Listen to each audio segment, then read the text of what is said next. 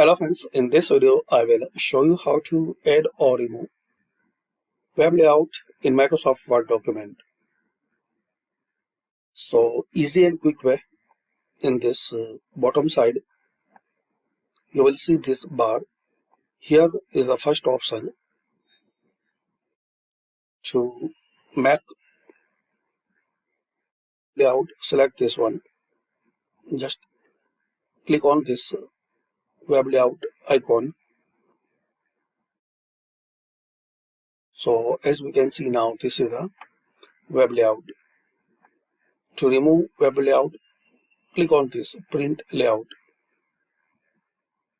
So just you have to select this one to add or remove.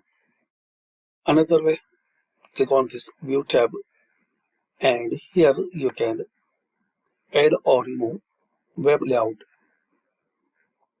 To remove, select another layout like print layout.